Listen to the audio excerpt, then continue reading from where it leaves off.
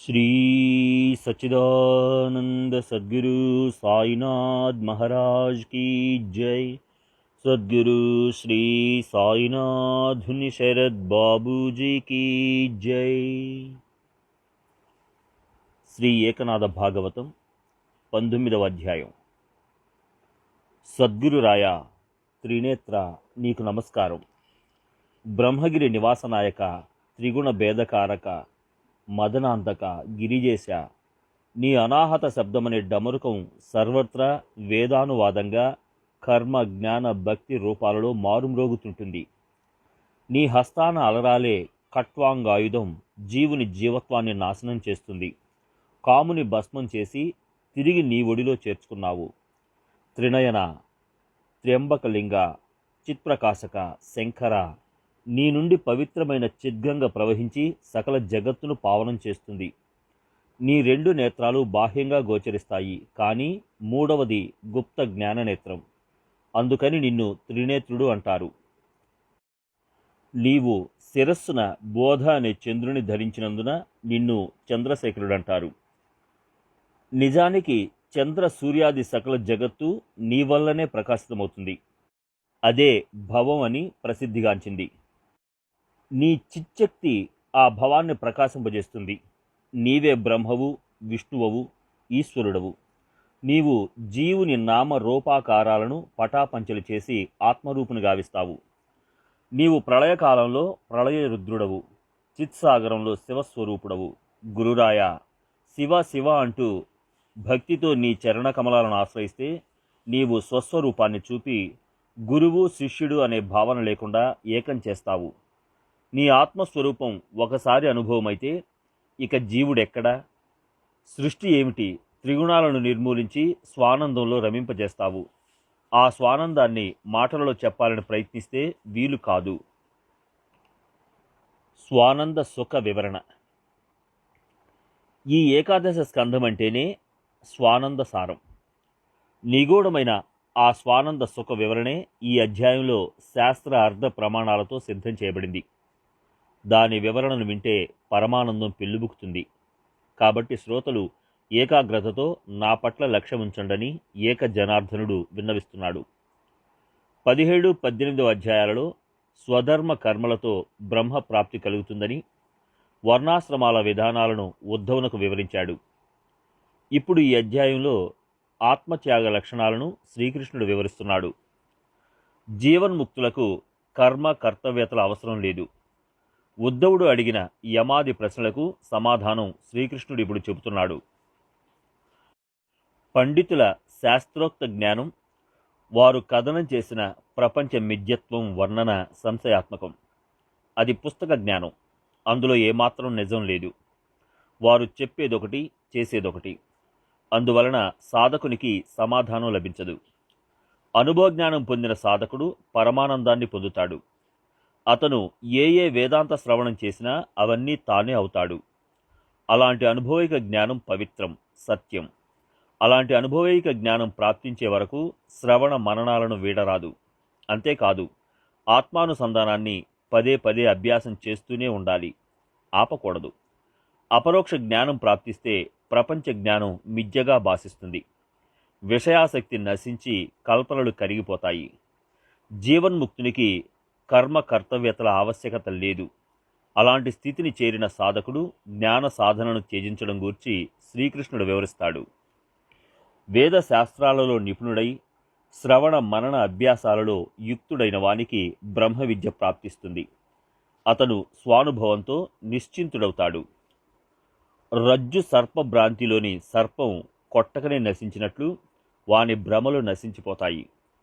నాటకంలో రాజు రాణీలు ప్రదర్శించే దర్పం మిథ్య అయినట్లు ప్రకృతి పురుషుల పుట్టుకే మిథ్య అని తెలుసుకుంటాడు.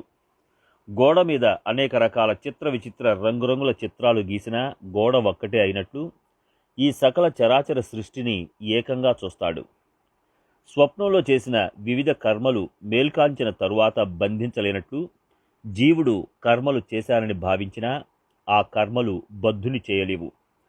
అలాంటి స్థితిని పొందితే వానికి ఆత్మానుభవం ప్రాప్తిస్తుంది. దానిని నిరుపాధిక ఆనందం అంటారు. విషయాల నుండి స్వానందానుభవాన్ని పొందడమే ఆత్మ సాక్షాత్కారానికి ముఖ్య లక్షణం. అలాంటి అనుభవం లేని శాబ్దిక జ్ఞానాన్ని సిద్ధాంతీకృత జ్ఞానం అంటారు. అనుభవంలో అనుమానం ప్రవేశించకపోతే అపరోక్ష సాక్షాత్కారంలో నిరంతరం వసిస్తాడు. అలా సాధకుడు జ్ఞాన సాధన, వృత్తిరూప జ్ఞానాన్ని త్యజించాలి. ఆ జ్ఞానాన్ని త్యజించకపోతే అవే వీడిపోతాయి.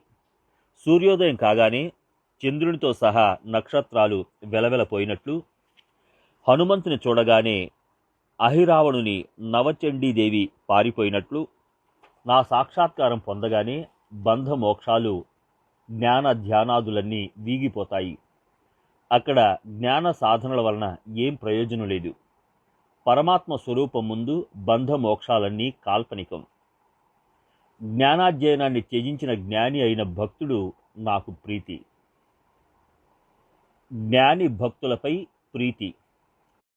ఉద్ధవ, నా జ్ఞాని భక్తులకు అద్వైతానంద స్థితి అంటే అపారమైన ప్రేమ. స్వయంభూ పరమాత్మనైన నేను ఆ జ్ఞానులకు లభిస్తాను. జ్ఞానుల పరమనిధి పద్మనాభుడనైన నేనే. జ్ఞానులకు ఉత్తమ స్వర్గం నేను వినా వేరే లేదు. జ్ఞానుల మోక్షభాగమైన నిజాత్మను, శ్రీరంగడిని నేనే. జ్ఞానుల స్వధర్మ సాధనైన పరమాత్మను, నారాయణుడను నేనే. నేను తప్ప వారికి వేరేమీ తెలియదు. వారికి స్వర్గసుఖం, మోక్షసుఖం నేనే. వారు శుద్ధ భక్తి భావనతో నా సర్వవ్యాపి చిదాత్మ స్వరూపాన్ని చేరుతారు. జ్ఞానుల అర్థం, స్వార్థం, పరమార్థం పురుషోత్తముడనైన నేనే.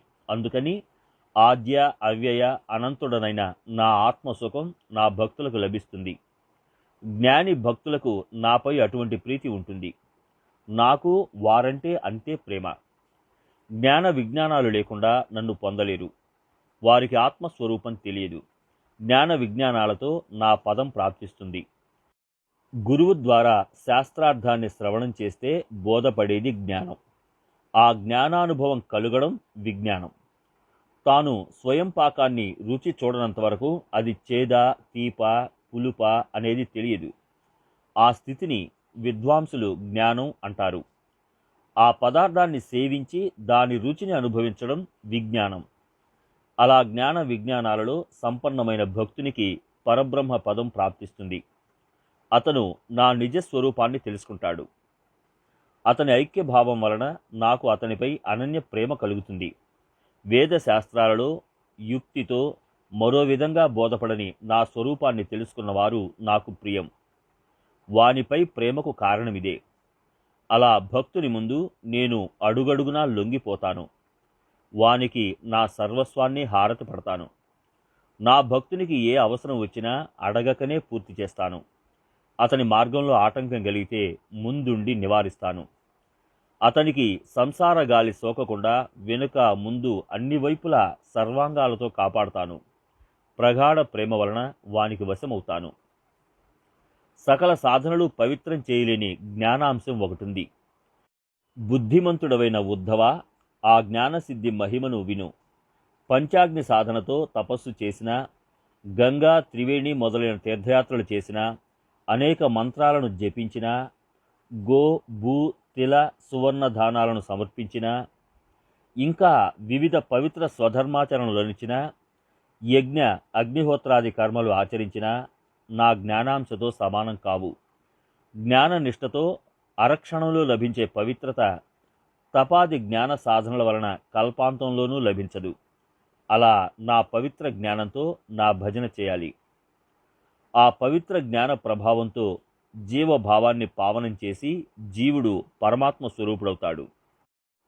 జీవుడు పరమాత్మ ఒక్కటే అని తెలుసుకోవడమే జ్ఞానం. వాటితో ఏకరూపుడై పరమాత్మ స్వరూపానుభవం పొందడం విజ్ఞానం. ఆ రీతిగా జ్ఞాన విజ్ఞాన సంపన్నుడై ప్రేమతో నా భజన చేయాలి. ఆ భజన లక్షణాలను వివరిస్తాను. నా భక్తుడు నా ప్రేమలో రమించినప్పుడు నన్ను తప్ప వేరేదీ చూడడు. అనన్య భావంతో నన్ను పూజిస్తాడు. అలా రాత్రింబవళ్ళు భజనలో ఉంటాడు. జాగృతి, స్వప్నం, సుషుప్తులలో క్షణం కూడా నన్ను విస్మరించడు. ఒకవేళ మరిచినా మరుపులో నేనే కనబడతాను. అలాంటి విస్మరణలో మరణం సంభవించినా ఆగిపోతుంది. అలా జ్ఞాన విజ్ఞాన సంపన్నుడైన నా భక్తుడు నన్ను తప్ప వేరే దేనిని ఎరుగడు. అలా అనన్య భజన చేయడాన్ని శుద్ధ భక్తి అంటారు. పూర్వం మునీశ్వరులు ఆ విధంగా నన్ను సేవించి నాలో ఐక్యమైనారు. జ్ఞానధనంతో సంపన్నుడైన వాడు విజ్ఞానంతో పరమ పవిత్రమైన బ్రహ్మస్వరూపాన్ని పొందిన బ్రాహ్మణుడు యజ్ఞాల ద్వారా నా పూజ చేస్తాడు. అతను తన హృదయ మందిరంలో సంశయమనే భూమిని త్రవ్వి శ్రద్ధాకారంలో శమ దమ విరక్తులనే 3 కుండీలను తయారు చేస్తాడు. ఆ కుండీలలో క్షర అంటే సర్వభూతాలు, అక్షరం అంటే అంతరాత్మ. ఈ 2 కాష్టాలు గురు మంత్రమనే మథనంతో పరస్పరం ఒరుసుకుంటే అందులో నుండి ధూమరహితము తేజోవంతమైన సూక్ష్మ హోమాగ్ని వెలువడుతుంది. దానిని ఆ కుండీలలో స్థాపన చేసి శుద్ధ సత్వమనే నేతిలో రజస్తమాది హోమద్రవ్యాలను కలిపి తగిన మంత్రాలతో వైరాగ్యమనే కాష్టాలతో ఆహుతి చేస్తాడు. తరువాత మెరిసిపోతున్న తేజోవంతమైన విద్యా శస్త్రాన్ని గైకొని సంకల్పమనే శత్రువును సంహరిస్తాడు. అప్పుడు యజ్ఞస్వామి అయిన అనంతుడు నిజబోధతో వారిని సంతుష్టుని చేస్తాడు. అతను పూర్ణాహుతి సమయంలో జీవభావాన్ని ఆహుతిగా సమర్పిస్తే యజ్ఞభోక్తను నారాయణుడును పరమాత్మనైన నేను సంతుష్టుడనవుతాను. అలా నా యాగం చేసి ఎందరో మునీశ్వరులు జనన మరణాల నుండి విముక్తి చెంది నా స్వరూపాన్ని పొందారు. గొప్ప గొప్ప మునులు సాధించిన ఆ సిద్ధి నీకు లభించాలని వస్తుతత్వాన్ని బోధిస్తున్నాను. నేను ఉద్ధవుడను అని చెప్పే నీవెవరు? ఆ నీ స్వరూపాన్ని గురించి ఇప్పుడు చెబుతాను విను. జన్మ స్థితి మృత్యువులనే త్రివిధ వికారాలకు కారణం సత్వరజస్తమో గుణాలు. ఆ త్రిగుణాలకు అధిష్టానం మాయ. ఆ మాయను నడిపించేది నీవే. నిజానికి మాయకు త్రిగుణాల సర్వకార్యాలకు నీవే ఆశ్రయం. నీ బలంతో మాయ చంచలమైంది. నీవు దానికి భిన్నమైన చిదాత్మవు. నా వల్లనే గుణకర్మలకు చంచలత్వం వచ్చిందనుకుంటే ప్రపంచమంతా సత్యమని భావించవలసి వస్తుంది. ప్రపంచంలో బాసిల్లేవన్నీ ఎండమావితో సమానం. దృశ్యమానమైనవన్నీ మిథ్య. వాస్తవంగా ఈ ప్రపంచం సత్యం కాదు. నీవు జనన మరణాలకు కూడా వేరుగా ఉన్నావు. నిన్ను త్రిగుణాలు స్పృశించలేవు. ప్రపంచం నుండి అలిప్తంగా నివసించే ఉపాయమిదే. ఆ ముక్తి అనుభవం ఎలా ఉంటుంది? సృష్టి స్థితి లయలలో ప్రపంచానికి అస్తిత్వం ఉండదు. సృష్టికి ముందు తరువాత ప్రపంచం లేదు. ఈ మధ్యలోనే అది భాసిస్తుంది. కానీ అది మాయమయమైనందున మిథ్య. సృష్టికి ముందు సృష్టి లయించిన తరువాత పరబ్రహ్మ ఉంటాడు. మధ్యకాలంలో అదే బ్రహ్మ జీవులకు ప్రపంచ రూపంలో భాసమానమవుతాడు. సూర్యోదయానికి పూర్వం సూర్యాస్తమయం తరువాత ఎండమావి ఉండదు. మధ్యాహ్న సమయంలోనే అది భాసిస్తుంది. కానీ అందులో ఒక్క నీటి బొట్టు కూడా ఉండనట్లు తాడు పాముగా భాసలకు ముందు వెనుక తాడు ఉన్నది. కానీ మధ్యలో అది సర్పంగా బాసిల్లినట్లు సృష్టి ఆద్యంతాలను పరిశీలిస్తే ఆరంభంలో చివరలో ఉండే బ్రహ్మం సత్యం. మధ్యలో బాసిల్లే ప్రపంచం మిథ్య. ఇది వేద శాస్త్రార్థ సమ్మతం. అలా ఈ మిథ్యా ప్రపంచంలో జనన మరణ చక్రాలుంటాయి. కానీ అవి నిన్ను స్పృశించలేవు. కారణం, నీవు ప్రవృత్తి నివృత్తులకు ఆవల నిత్యముక్తుడవు. ఉద్ధవ, నిర్గుణ నిస్సంగ నిర్వికార అజ అవ్యయ అక్షర అనంత అపరంపారమైన బ్రహ్మమే నీవు అన్న శ్రీకృష్ణుని మాటలు ఉద్ధవుని మనసులో బలంగా నాటుకున్నాయి. ఆయన ఆనందానికి అవధులు లేవు. నీవు బ్రహ్మవు అన్న శ్రీకృష్ణుని మాటలను విని ఉద్ధవుడు ఆనందంగా నాట్యం చేయసాగాడు. అది గమనించి శ్రీకృష్ణుడు సంతుష్టుడై నీవు పూర్ణ బ్రహ్మవు అన్నాడు.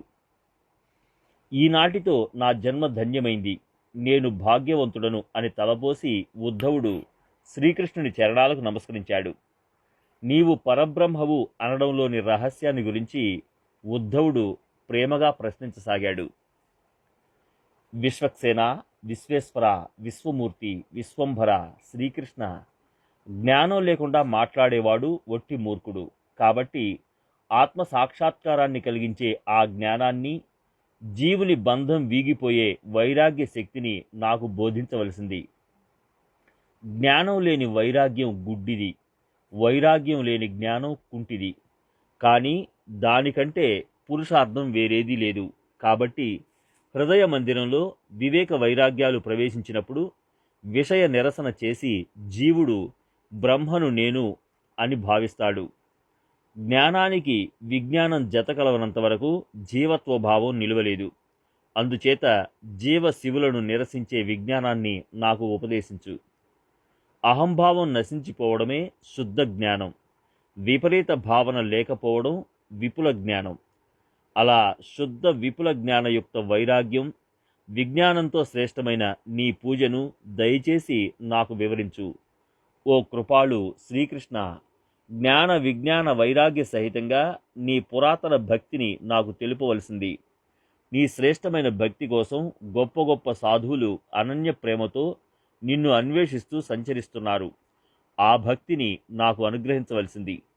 నీ ఉత్తమ భక్తి వలన త్రివిధ తాపాలు నశిస్తాయి, ముక్తి అనాయాసంగా లభిస్తుందని ఉద్ధవుడు విన్నవిస్తున్నాడు. త్రివిధ తాపాలతో తప్తులైన వారు, కామక్రోధాలతో మలినమైన వారు, ఆశాతృష్ణలతో తలమునకలైన వారు జనన మరణాలలో మునిగి తేలుతుంటారు. సంసారాన్ని అధిగమించడానికి సామర్థ్యం లేని వారికి శ్రీహరి చరణ కమలాలే ఆశ్రయం. నీ చరణ కమలాలు తప్ప వేరే తావు లేదని త్రికరణ శుద్ధిగా భక్తి పురస్సరంగా నిన్ను శరణు వేడాను.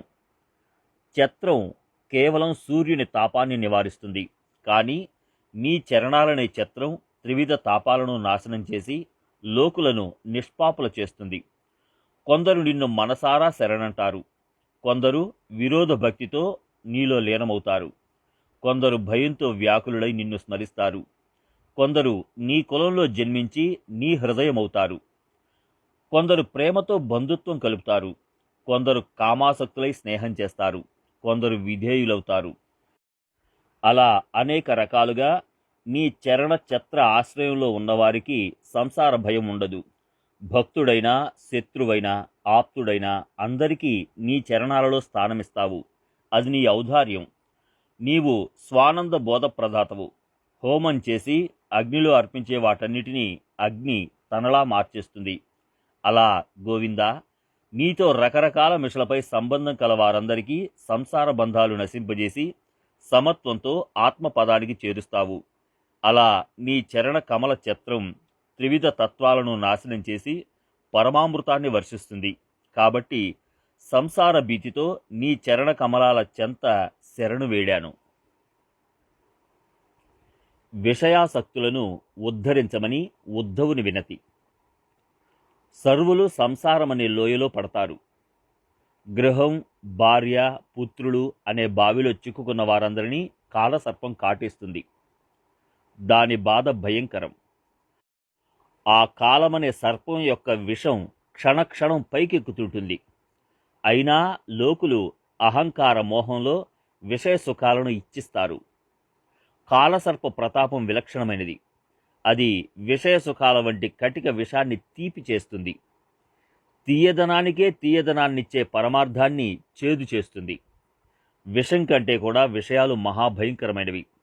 కారణం, విషం ఒకసారి కాటేస్తుంది, కానీ విషయాలు మళ్ళీ మళ్ళీ దెబ్బ తీస్తూనే ఉంటాయి. అలా కాలసర్పం లోకులను మోహంలో పడవేస్తుంది. విషయాలు కేవలం శుద్ధ విషమని తెలిసి మూర్ఖులు వాటి మోహంలో పడతారు. విషయ తృష్ణను అధికాధికంగా వృద్ధి పొందించుకోవడానికి వారు ప్రయత్నిస్తారు. అలాంటి దుఃఖంలో పూర్తిగా మునిగిన వారిని ఉద్ధరించమని అంటే, బహుశా వారు కొంచెం సాధన చేస్తే నేను ఉద్ధరిస్తాను అని నీవు అనవచ్చు.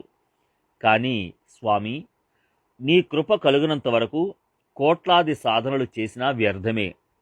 శ్రీకృష్ణ, నీ కృప కలిగితే సంసార వేద స్పృశించలేదు. కృపానిధి అనంత కృష్ణనాథ, నా విన్నపాన్ని వినవలసింది. నీ మోక్షఫలమనే కథామృతాన్ని చిలికించి సర్వులను ఉద్ధరిస్తావు. నీ వాచా వెలువడిన ఆ కథామృతం ఒక్క చుక్క లభించినా సంసార సర్ప విషం దిగిపోయి స్వానంద సుఖం లభిస్తుంది. దేవా, అందరి కోసం నీవెందుకు ఇంత పట్టుదలగా ఉన్నావు? వారేమో దానికోసం నన్ను ప్రార్థించలేదు కదా అని నీవు అనుకోవచ్చు. కానీ గుడ్డివాడు లోతైన బావిలో పడితే అతనిని వెలికి తీసి సరైన మార్గంలో పెట్టడం నీ కర్తవ్యం. అలాగే దుఃఖంలో మునిగిపోతున్న జ్ఞానాంధులను ఉద్ధరించమని ప్రార్థిస్తున్నాను. లోకులు అంధులవడానికి కారణం వారిని సంసార సర్పం కబళించింది. వారు ఆత్మసుఖాన్ని విస్మరించి విషయ సుఖాలలో మోహితులైనారు. శ్రీకృష్ణ, నీవు దయచూపి దీనజనులను ఉద్ధరించు అని ప్రార్థించి ఉద్ధవుడు శ్రీకృష్ణుని చరణాలపై మోకరిల్లాడు. ఆ విన్నపాన్ని విని శ్రీకృష్ణుడు ప్రసన్నుడై ఉద్ధవునకు ఆ సభలో జ్ఞానాన్ని ఉపదేశించడానికి సన్నద్ధమైనాడు. ఆ సభలో దేవర్షులు, మహర్షులు, బ్రహ్మర్షులు, రాజర్షులు, తపోనిష్ఠులైన జ్ఞానులున్నారు. ఆ సభలో జ్ఞాన నిర్ణయాన్ని శ్రీకృష్ణుడు ఉద్ధవునకు వివరిస్తున్నాడు. జ్ఞానం పురాతనమైనది. బోధ చేస్తున్న వక్త భగవంతుడు. అందువలన శ్రీకృష్ణుడు ఏం చెబుతాడోనన్న కుతూహలంతో ఉద్ధవుడు శ్రద్ధగా శ్రవణం చేయసాగాడు. ధర్మబోధ. ఉద్ధవా, నీవు నన్ను అడిగిన ప్రశ్నలను భీష్మాచార్యుడు అంపశయ్యపై మరణోన్ముఖుడై ఉన్నప్పుడు ధర్మరాజు అడిగాడు. ఇప్పుడు ధర్మం గొప్పతనాన్ని చెబుతాను, విను. దానికి సంసారంలో శత్రువులంటూ లేరు. అది సత్యమే పలుకుతుంది. ఋషుల మంత్రాలతో దానికి పుట్టుక కలిగింది. పాండవులను సంహరించడానికి తాను వజ్రదేహుడు కావాలని దుర్యోధనుడు ధర్మరాజుని ఉపాయం అర్థించాడు. ఆ సమయంలో కూడా ధర్మరాజు అసత్యమాడలేదు. అలాంటి మత్సరరహితుడు, పవిత్రుడు యుధిష్ఠిరుడు. ఆయన వినమ్రంగా మహాసూరుడు, వీరుడైన భీష్మాచార్యుని ధర్మబోధ చేయమని అర్థించాడు. పరమ ధార్మికమైన స్వధర్మ వ్రతపాలన దీక్షగా చేసి యావజ్జీవితం బ్రహ్మచారిగా ఉన్నవాడు, గొప్ప గొప్ప వీరులకు కూడా వంజ్యుడైన భీష్ముడు గురుత్వ పరిమితులను అతిక్రమించకుండా పరశురామునితో యుద్ధం చేశాడు. బ్రహ్మచర్య వ్రతపాలన చేయడానికి కాశీ రాజ్యాన్ని తిరస్కరించాడు. ధనుర్విద్యలో పరశురాముడు ఆయనకు గురువు. దాన్ని పణంగా పెట్టి యుద్ధంలో గెలిచాడు.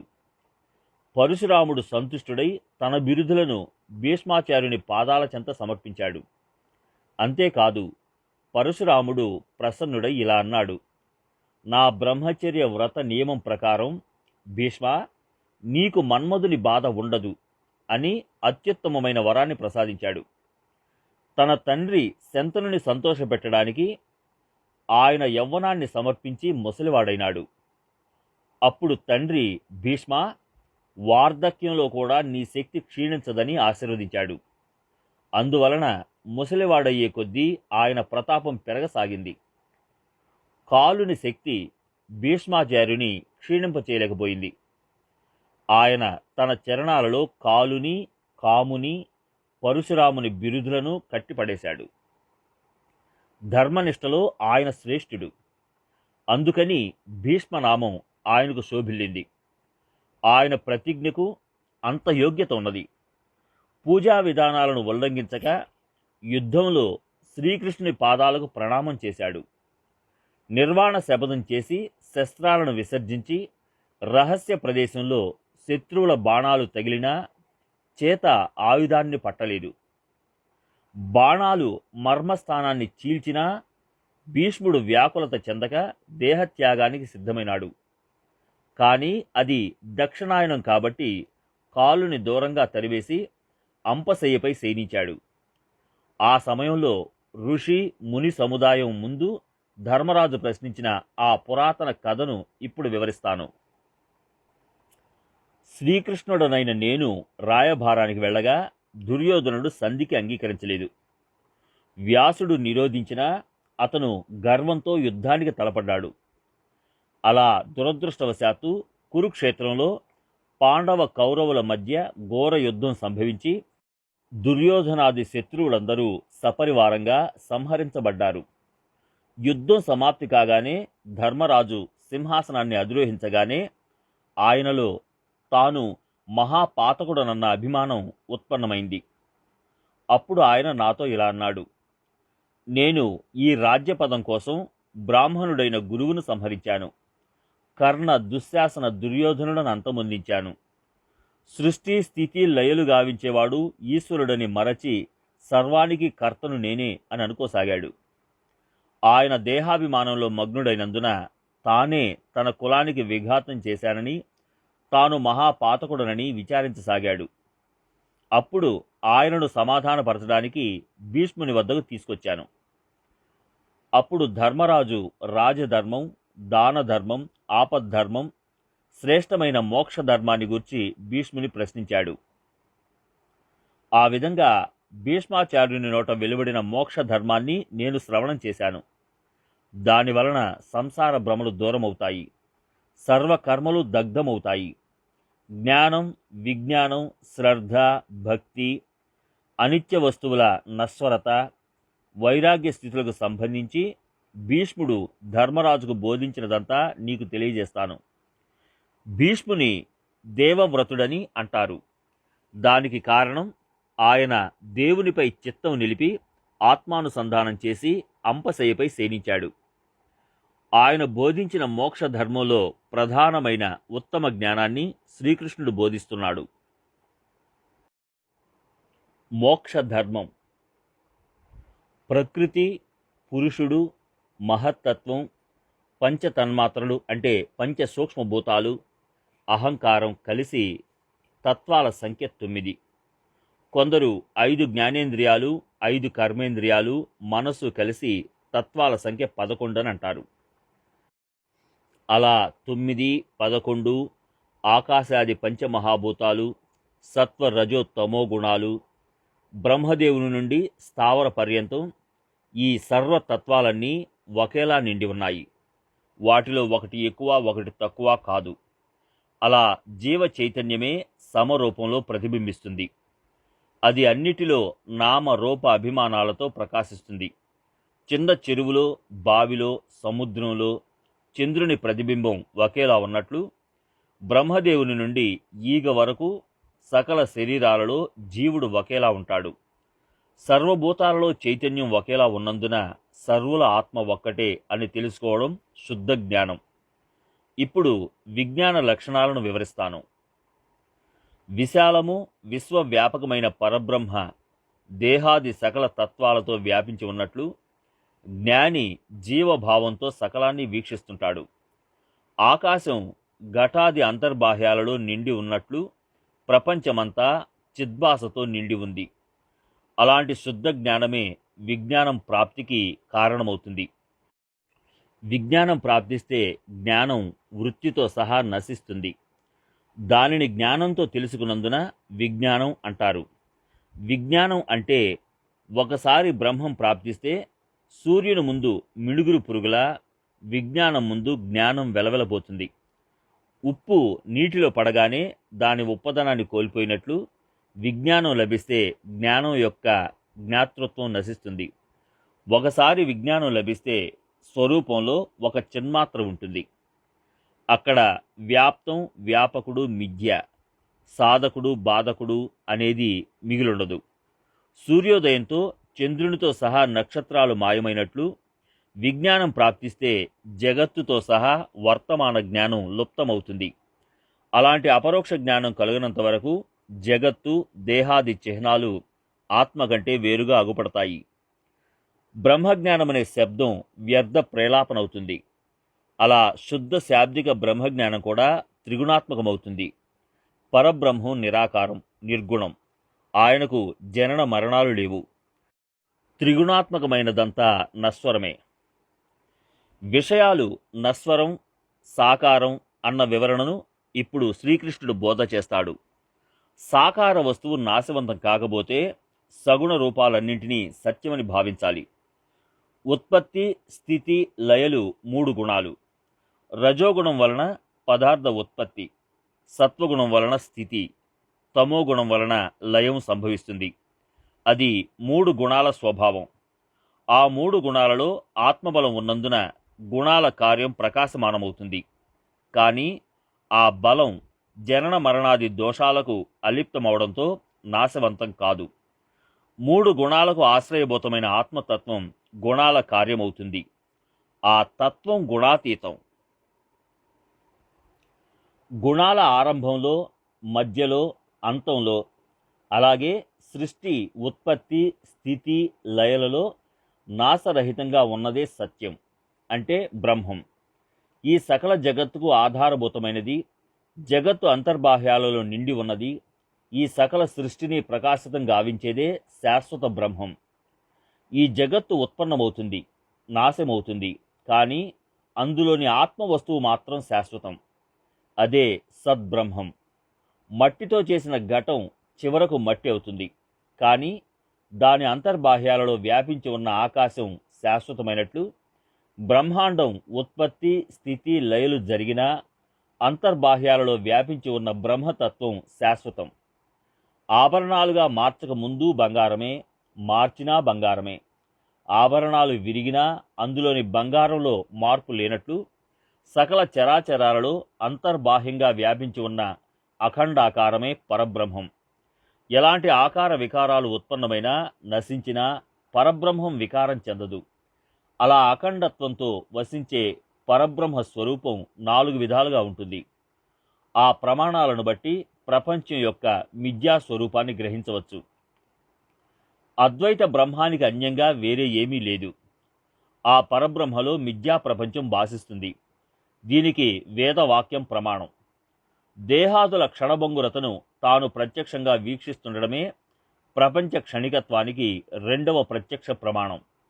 మార్కండేయ, భృశుండి వంటి వారు కోట్లాది కల్పాంతాలలో ప్రపంచం లయించడాన్ని దర్శించారు. మహానుభావుల నోట ప్రపంచ క్షణికత్వాన్ని తెలిపే కథలెన్నో వింటున్నాం. ఇది మూడవ ఐతిహాసిక ప్రమాణం. శాస్త్ర ప్రమాణంగా నిర్ణయిస్తే ప్రపంచ భాష మిథ్య అని రూఢి అవుతుంది. ఈ ప్రపంచం ఎండమావితో సమానం, అందులో నిజం లేదు. తాడును చూసి భ్రమతో కర్ర, పాము, ముత్యాలహారం, నీటిధార అని రకరకాలుగా కల్పనలు చేస్తారు. అలాగే పరబ్రహ్మ ఒక్కడైనా భ్రమ వలన శూన్యం, సగుణం, కర్మ ధర్మాచరణ కూడా మిథ్య అని తలుస్తారు. ఆ విధంగా వీక్షిస్తే ప్రవృత్తి, ప్రపంచ జ్ఞానం మిథ్య అని తేలుతుంది. ఇది వేదాంత ప్రమాణం. వస్త్రం దారం నుండి వేరుగా ఉండనట్లు ప్రపంచం బ్రహ్మ నుండి భిన్నం కాదు. అలా ప్రపంచ అస్తిత్వం 4 విధాలుగా మిథ్య. ఈ ప్రపంచంపై ఆసక్తిని వీడి వైరాగ్యాన్ని ధారణ చేయాలి. విషయ చింతన మిథ్య. అది ఇహపర లోకాలలో కూడా అమంగళకరం. యజ్ఞయాగాల కర్మలు చేసి లోకులు పొందేది నశ్వరం. బ్రహ్మలోకం మొదలు సర్వలోకాలు నశ్వరమే. ఆ లోకాలలోని సుఖం విషం కలిపిన అన్నంతో సమానం. విషాన్నం తింటే తీయగా ఉన్న మరణం తప్పనట్లు స్వర్గలోక వాసులకు అధఃపతనం తప్పదు. ఈ లోకం ఉన్నట్లే స్వర్గలోకం ఉంటుంది. 2 లోకాలు చివరకు నాశనమయ్యేవే. తెల్ల కుక్క అయినా నల్ల కుక్క అయినా 2 అపవిత్రమైనట్లు ఇహలోక పరలోకాలు 2 నశ్వరమే. అందుచేత ఇహలోక పరలోక సుఖాలపై ఆసక్తిని త్యజించి విరక్తుడు కావాలి. దీనినే వైరాగ్యం అంటారు. భక్తుల పూజా వైభవం. అమృత సమానమైన నా కథను శ్రద్ధగా శ్రవణం చేసిన భక్తులకు అమృతం కూడా పేలవమై భక్తి మార్గంపై ప్రేమ పెరుగుతుంది. ఇంద్రాదుల వంటి సురులు అమృతపానం చేసినా చివరకు మృత్యువాత పడతారు. కానీ నా కథామృతం సేవించిన భక్తుడు కలికాలం కోరలలో చిక్కుకోడు. అతని మానసిక స్థితి ప్రబలమై మరణాన్ని కూడా మట్టుబెడుతుంది. నా భక్తి అతని హృదయంలో రమించినందున అతడు నా గుణ చరిత్రలను ఆదరంతో ఉత్సాహంగా గానం చేస్తాడు. అతను నా నామం, నా పదాలను, అద్వైత బోధను అనేక ఛందస్సులతో కీర్తనలను సకల రాగాలలో గానం చేస్తూ పరమానందంతో పరవశిస్తాడు. ఎంతో ప్రేమతో నా నామాన్ని ఎలుగెత్తి పిలుస్తుంటాడు. కీర్తనల మాధుర్యాన్ని ఆస్వాదించడానికి దేవతలు పరుగున వస్తారు. వైకుంఠం నుండి స్వానందం ఒక్క ఉదుటన వస్తుంది. అలా నిస్వార్థ ప్రేమతో కీర్తనలు గానం చేసే వారి ఆధీనంలో శ్రీకృష్ణుడనైన నేను ఉంటాను. అలా నేను కీర్తనలపై మోహితుడనవుతాను. కీర్తనల వలె అతను నా గరుడధ్వజాన్ని ప్రీతిగా పూజిస్తాడు. సుగంధ పుష్ప సామగ్రితో అతను నన్ను పూజలో ఆకట్టుకుంటాడు. నాపై నిష్ఠతో నన్ను పూజించి స్తవనం చేస్తాడు. ఒక్క క్షణం కూడా వృధా చేయడు. ఇంద్రియాలను పూజా విధి వైపు మళ్లించినవాడు, వాణిని హరికీర్తనలలో లగ్నం చేసినవాడు, హృదయాన్ని నా ధ్యానంలో స్థిరపరిచినవాడు, అష్టాంగాలను సాష్టాంగ ప్రణామంపై లగ్నం చేసినవాడు, పరమాదరంగా ప్రేమతో నన్ను మోసుకుని వెళ్లే సాధకుడు, నా భక్తుడు కనబడితే ఆ ఆనందంలో నా వద్దకు రావడం విస్మరిస్తాడు. నా భక్తుడు ఇంటికి వచ్చిన రోజు మహద్భాగ్యంగా భావిస్తాడు. ఆడపిల్ల అత్తవారింటి నుండి పుట్టింటికి వచ్చినట్లుగా అక్కడికి తీర్థాలు పరుగున వస్తాయి. భక్తుని పూజా వైభవాన్ని చూడడానికి సనకాదులు ఎగిరి వస్తారు. నారదుడు, ప్రహ్లాదుడు మొదలైన భక్తులు, అనేక సిద్ధులు, దేవాదులు, మహాపురుషులు, పితరులు వైభవంగా విచ్చేస్తారు. అక్కడ వేదాలకు విధి విధానాలకు ప్రవేశం లేదు. నా భక్తుని పూజా పటిమను వీక్షించడానికి గొప్ప సముదాయం చేరిపోతుంది. నా భక్తుని పూజలోని ప్రేమోల్లాసాలను గాంచి భగవంతుడనైన నేను కూడా మోహంలో పడతాను.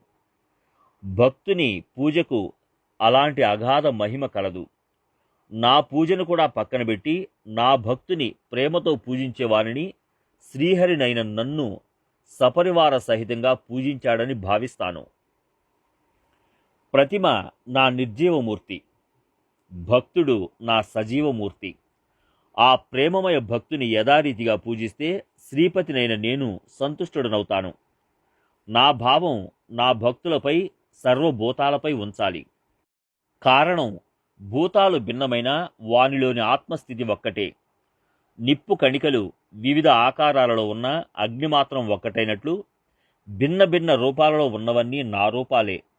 గోడ మీద చిత్రాలలో రకరకాల ఆకృతులు ఉన్న గోడ ఒక్కటైనట్లు నేను పరమాత్మను ఒక్కడినైనా సర్వభూతాలలో సమానంగా ఉన్నాను. అందుచేత అన్ని రకాల అహంకారాన్ని వీడి ద్వైత భావాన్ని త్యజించి సర్వభూతాలలో నన్ను పరిగించడమే నాకు ఉత్తమోత్తమమైన పూజ. అలా నన్ను పూజించేవాడు నాకు ప్రియుడు. నేను సర్వాంగాలతో వాని ఇంట బానిసనవుతాను. అతనికి నాపై అధికారం ఉంటుంది. అతను ఆచరించే కర్మలన్నీ నా భజనే. ఉద్ధవా, శరీరంతో నిర్వర్తించే లౌకిక కర్మల ద్వారా కూడా నా భక్తే కలుగుతుంది. నా భజన స్వరూపం అపూర్వం. దాన్ని ఎంతని వర్ణించేది? అతను లౌకిక వ్యవహారం చేసినా అందులో నా కీర్తనే వ్యక్తమవుతుంది. వాని రసవత్తరమైన వాణి నా గుణగానం చేస్తుంటుంది. నా భక్తుడు స్వధర్మాన్ని ఆచరించినా అదంతా నాకర్పిస్తాడు. నేను తప్ప అన్యమనేది అతనికి తెలియదు. అతని ఇంద్రియ కర్మలన్నింటిలో నా భక్తి వెల్లడవుతుంది. నా నామం, నా కీర్తి తప్ప వాక్కుకు మౌనంగా ఉండటం తెలియదు. అతనికి ప్రీతిపాత్రమైనదంతా నాకు అర్పిస్తాడు. చివరకు మనసును కూడా నాకు అర్పణ చేస్తాడు. నా స్వరూపంలో మనసును అర్పించే విధానాన్ని వివరిస్తాను. మనసును అర్పించే విధానం. పరమాత్మనైన నన్ను పొందాలని, పరమార్థాన్ని సాధించడానికి ధన ధాన్యాదులను సర్వం త్యజించాలి. అంతఃకరణంలో విరక్తి కలగాలి. శ్రీహరినైన నన్ను చేరడానికి సుకోపకామనలు, ఛత్రచామరాలు, ఏనుగులు, గుర్రాలు మొదలైన వైభవాలను త్యజించాలి. నా ప్రాప్తి కోసం అంత వైరాగ్యం ఆవశ్యకం. ఆత్మానుభాన్ని పొందడానికి ధనం, భార్యాపుత్రులందరినీ త్యాగం చేయాలి. దాంతో పశ్చాత్తాపం చెందుతాడు. ప్రీతితో భజన చేస్తే కామనలను గూర్చి మరచిపోతాడు. భక్తుడు నన్ను పొందడానికి ఒక్క క్షణం కూడా వృధా చేయడు. అతను శ్రౌత స్మార్త కర్మలను, అగ్నిహోత్రం, యజ్ఞయాగాలు, వ్రతాలు అన్నీ నా ప్రేమ కోసం చేస్తాడు. నా స్వరూప ప్రాప్తి కోసం అతను అఖండంగా గాయత్రి మంత్రజపం చేస్తాడు. క్లిష్టమైన సాధనలను నా ప్రీత్యర్థం ఆచరిస్తాడు. నేను విశ్వంభరుడను, సర్వవ్యాపిని, సర్వతోముఖుడను. కాబట్టి పేదవారికి అన్నదానం చేస్తాడు. అందువలన నేను సంతోషిస్తాను. అతని హృదయంలో నేను వసిస్తాను. అతను నన్ను ఆవాహన చేసి అర్పించగానే అన్నగ్రహణం చేస్తాను. ప్రతి ముద్దలో హరిస్మరణ చేస్తే అన్నం పూర్ణ బ్రహ్మమవుతుంది. అలా నా భక్తుడు సర్వకర్మలను, మనసును నాకు అర్పిస్తాడు. దానిని శ్రీకృష్ణుడు ఇప్పుడు వివరిస్తున్నాడు. ఇనుమును బాగా రుద్ది నిర్మలం చేస్తే అది అద్దంలా ప్రకాశిస్తుంది. అలాగే సర్వకర్మలు నాకర్పిస్తే చిత్తం శుద్ధమవుతుంది. బంగారాన్ని బాగా కాల్చి పుటం పెడితే పవిత్రమైనట్లు, వస్త్రాన్ని బాగా ఉతికితే స్వచ్ఛమైనట్లు, నదులకు వరదలొస్తే సముద్రంలో కలిసినట్లు, కర్మలు నాకు అర్పిస్తే మనసు నిర్మలమై నా స్వరూపంలో కలిసిపోతుంది. అప్పుడు సాధకుని ఆర్తి, జిజ్ఞాస, అర్ధార్థి అవస్థలు నశించి నాల్గవ భక్తి వెల్లడవుతుంది. నా భక్తి ఒక్కటే నిజానికి నా పెట్టుబడి. అందులో రెండవది, మూడవది, నాలుగవది అని తలచడం భ్రాంతి. నాకు అనేక రకాల భక్తి లేదు. సాధన ద్వారా నన్ను పొందేదే నా ముఖ్య భక్తి. బ్రహ్మదేవుడు, శంకరుడు, సనకాదులు భక్తి వల్లనే నా భక్తులయ్యారు. ఆర్తుడు. ఉద్ధవ, అహంకారం నశిస్తే సర్వప్రాణులు ఆత్మస్వరూపంగా గోచరిస్తాయి. కానీ నా స్వరూప స్థితే నా శ్రేష్ఠ భక్తి. నా భక్తిని లేశమాత్రం పొందగలిగితే ఆర్తులు, జిజ్ఞాసులు, అర్ధార్థులు సజ్ఞానులవుతారు. వారు సాధకులై నిజ స్వార్థాన్ని సాధిస్తారు. ఆ భక్తి ఆర్తులలో ఆర్ద్రతను ఉత్పన్నం చేస్తుంది. అందుచేత ఆర్తుడు అన్న శబ్దానికి నూతన నామం ఏర్పడింది. రోగులను ఆర్తులు అనడం తగదు. పారమార్థిక ఆర్ద్రత అంటే మనసులో జరిగే సంఘర్షణ అని అర్థం. భగవంతుని పొందడానికి కొండ అంచు నుండి ఎగిరి దూకేవాడు, మండే అగ్నిలో ప్రవేశించడానికి సిద్ధమైన వాడు ఆర్తుడు. ఆర్తుని స్థితి అలాంటిది. జిజ్ఞాసువు. జిజ్ఞాసువు దాన్ని నివారిస్తాడు. మానవ దేహం బ్రహ్మప్రాప్తి కోసమే. దానిని ఆత్మహత్యతో నాశనం చేయకూడదని అంటాడు. పూర్వం భక్తులు భగవద్భక్తిని పొందిన పద్ధతిని తెలుసుకుని జీవభావంతో యుక్తిగా వివరిస్తాడు. అలా నన్ను తెలుసుకోవాలన్న జిజ్ఞాసతో నా స్వరూపాన్ని పొందినవాడు జిజ్ఞాసువు. పరబ్రహ్మను చేరడానికి యుక్తితో సాధించేవాడు శుద్ధ జిజ్ఞాసువు. వేద శాస్త్రార్థ జ్ఞాన సంబంధంగా ప్రయత్నించేవారిని లౌకిక జిజ్ఞాసువు అంటారు. అర్ధార్థి. ప్రతి అర్థంలో నన్ను అర్థిస్తూ శోధించేవాడిని శుద్ధ అర్ధార్థి అంటారు. అర్ధార్థి అంటే ద్రవ్యాన్ని అర్థించేవాడు అన్న భావన సరికాదు. జగత్తులో అనేక అర్థాలు, వస్తువులు గోచరిస్తాయి. దాన్ని విచారించి పరమార్థం వైపు దృష్టి మరల్చేవారిని అర్ధార్థి అంటారు. అతనిని నా భక్తి ప్రకాశింపజేస్తుంది. అలాగే ఆర్తుడు, జిజ్ఞాసువు, అర్ధార్థి నా భక్తిని పొందుతాడు. దీనినే భక్తుడు తన కల్పనతో నా భక్తిని 4 విధాలుగా భావిస్తాడనేది అసత్యం.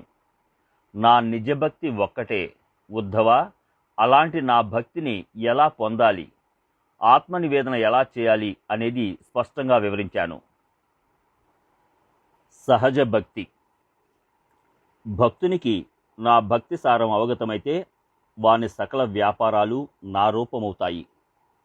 అతను ఏ దిశలో లక్ష్యముంచితే ఆ దిశ నేనే అవుతాను. అతని పాదాలు ఎటువైపు నడిస్తే ఆ నేల నేనవుతాను.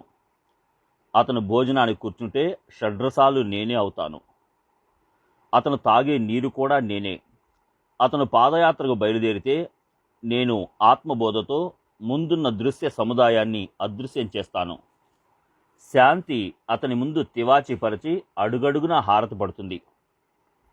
శమదమాలు అతని ఆజ్ఞకు ఎదురు చూస్తూ ద్వారంలో చేతులు జోడించి నిలబడి ఉంటాయి. బుద్ధి, సిద్ధి అతని ఇంట దాసీలై ఉంటాయి. వివేకం సేవకునిలా అతని ఇంట వసిస్తుంది. అతను కూర్చునే స్థలం నేనే. స్వస్థతగా నిద్రించాలని అతనికి సమాధిని పడకగా అమరుస్తాను. అతను మాట్లాడే ప్రతి మాటలో నిశ్శబ్ద బ్రహ్మ శబ్ద రూపంలో బహిర్గతమవుతాడు. అతను మాట్లాడే మాటలకు అనుగుణంగా నా గుణగానం వెల్లడవుతుంది. శ్రోతలు అందులో లీనమవుతారు.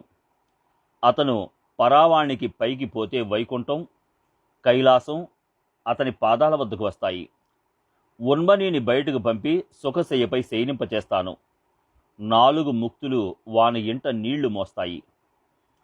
శ్రీహరిడైన నేను ప్రత్యక్షంగా లక్ష్మితో సహా వానికి బానిసనవుతాను. అంతకంటే అతని మహిమను ఏమని వర్ణించను? అతని నోట వెలువడిన ఏ మాటనైనా హృషికేశుడనైన నేను శిరసావహిస్తాను. అతని మాట మేరకు అతనిని వైకుంఠానికి తీసుకెడతాను. నా సహజ భక్తిని పొందిన వాని సకల కామనలను నేను పూర్తి చేస్తాను. ఉద్ధవా, అతనిపై నాకు ప్రీతి ఉందని ఎన్నిసార్లు చెప్పేది? నేను దేహం, అతను ఆత్మ. అతను నాకు ప్రాణప్రియుడు. ఈ రహస్యం నిజభక్తులకు తెలుసు. భక్తిలో నేను దేవుడు, అతను నా భక్తుడు. నేను అన్ని విధాలా అతనిలో వ్యాపించి ఉంటాను. నా భక్తుడు నా లోపల, నేను అతని లోపల బయట ఏకత్వంతో వసిస్తాము. బాహ్యంగా నామధేయాలు మాత్రం వేరువేరు. నా సాయుధ్యాన్ని సాధించినవాడు నేనవుతాడు. అతను నా రూపుడైనా నన్ను భక్తితో సేవిస్తే నా భక్తుడు నాలాగే ఉంటాడు. ఉద్ధవా, సాయుధ్య ముక్తి కంటే భక్తి మధురాతి మధురం. అలా నా భక్తుడు స్వలాభాపేక్ష లేకుండా ఉంటే హరినైన నేను సంతృప్తుడనవుతాను. ఈ భాగవత శాస్త్రం భక్తి ప్రధానమైనది. భక్తి సారామృతం. ఉద్ధవా, నీపై ప్రేమతో గుహ్యాతి గుహ్యమైన నా భక్తిని ప్రీతితో నీకందించాను. నేను వివరించిన విధంగా నా భక్తి కలిగి ఉండమని చెబుతూ ప్రేమ ఉప్పొంగగా శ్రీకృష్ణుడు పీతాంబరం వెనుకకు జరిపి చేతుల్లోని శంఖచక్రాలు పక్కన ఉంచి ఉద్ధవుని హృదయానికి హత్తుకున్నాడు. అక్కడ ప్రేమ తప్ప వేరేదీ లేదు. 2 హస్తాలతో ఆలింగనం చేసుకున్నా తృప్తి చెందక భగవంతుడు 4 హస్తాలతో హృదయానికి హత్తుకున్నాడు. 2 హృదయాలు ఏకమయ్యాయి.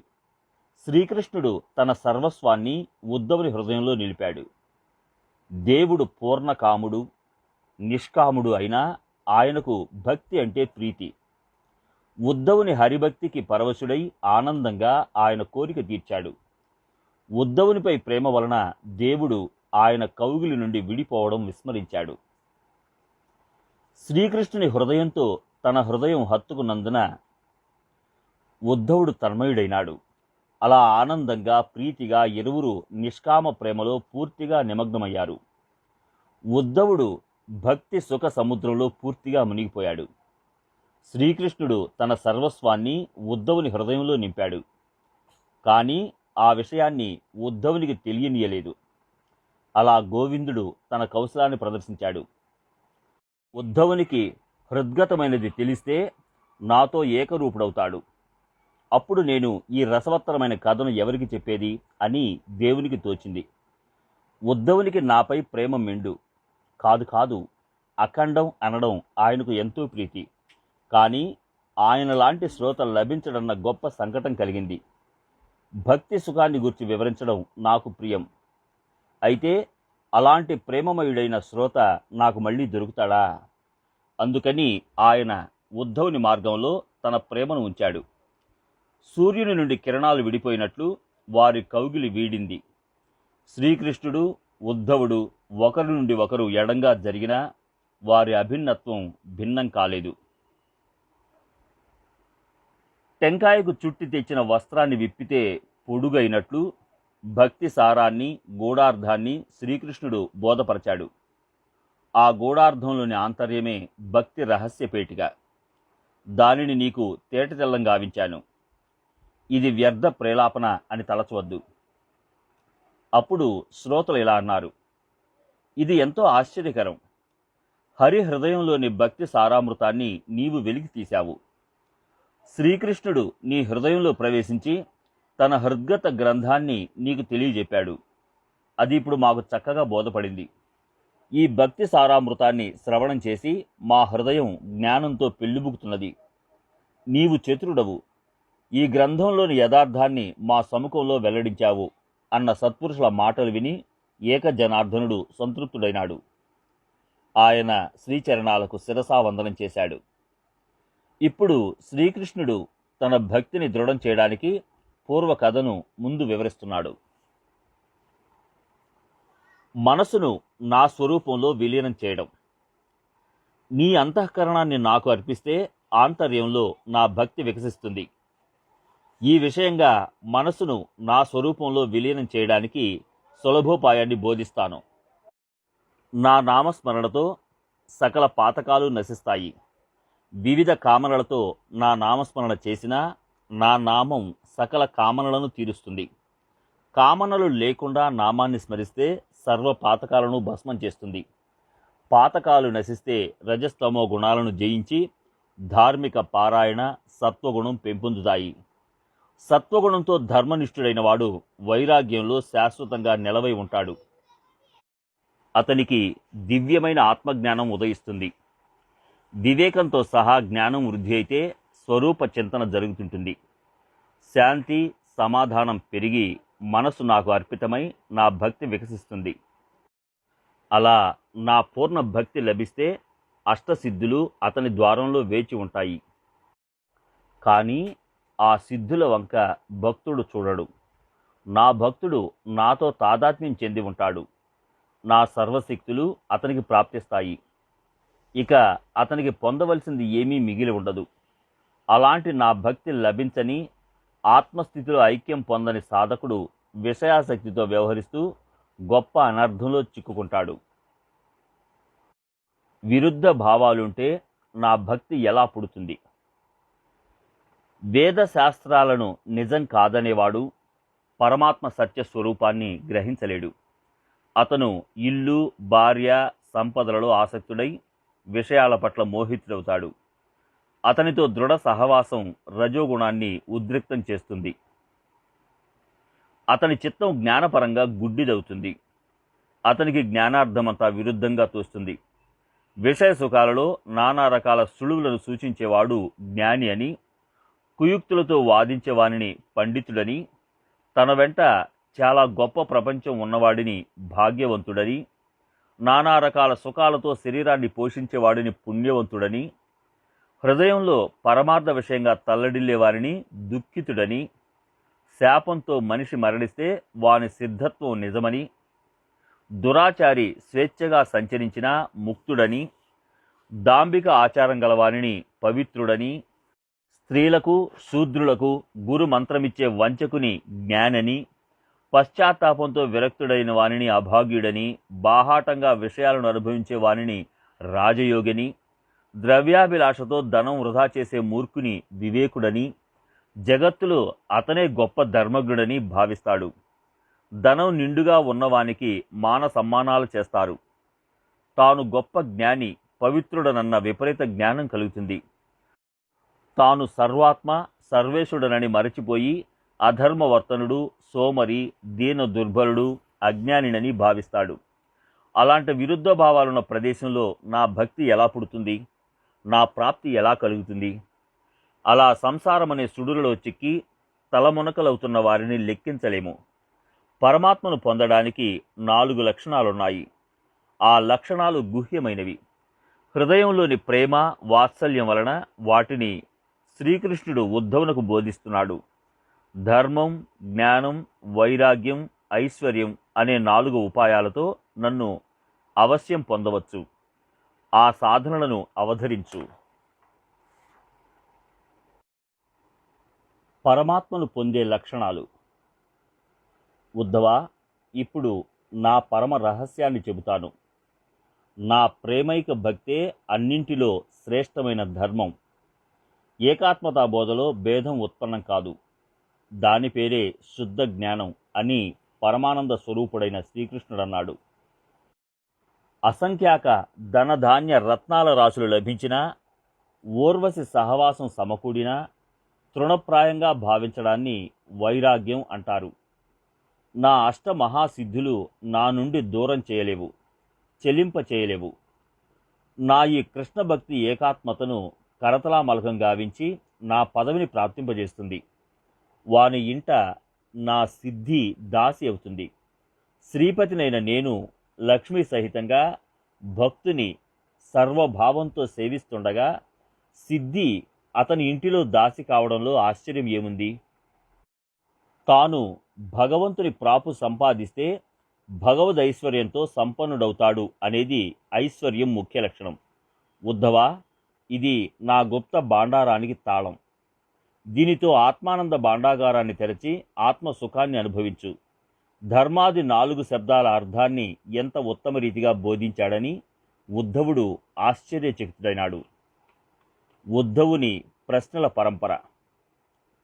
ఇప్పుడు యమాదికాల గూఢార్థాన్ని తెలుసుకోవాలని ఉద్ధవుడు అగాధమైన జ్ఞానాన్ని 35 ప్రశ్నల రూపంలో అడిగాడు. వాటి సమాధానాలను వింటే జీవశివులు సమాధానం పొందుతారు.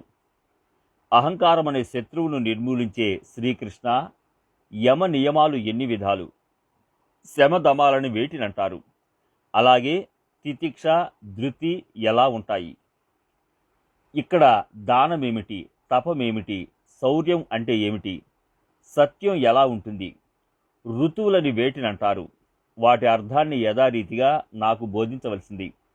అలాగే త్యాగం అంటే ఏమిటి, పురుషునికి ఇష్ట ధనం ఏంది, యజ్ఞం అని ఎందుకంటారు, అందులో దక్షిణ అంటే ఏమిటి, పురుషుని బలానికి శక్తి ఏమిటి, దయ అంటే ఏమిటి, లాభం ఏమిటి, విద్య అని దేన్ని అంటారు, లజ్జ ఎక్కడ ఉంటుంది, ఉన్నతమైన లక్ష్మి ఏమిటి, సుఖం అంటే ఏమిటి, అది ఎలా ఉంటుంది, ఆ సుఖంతో సమానంగా ఉండే దుఃఖ స్వరూపాన్ని వివరించవలసింది.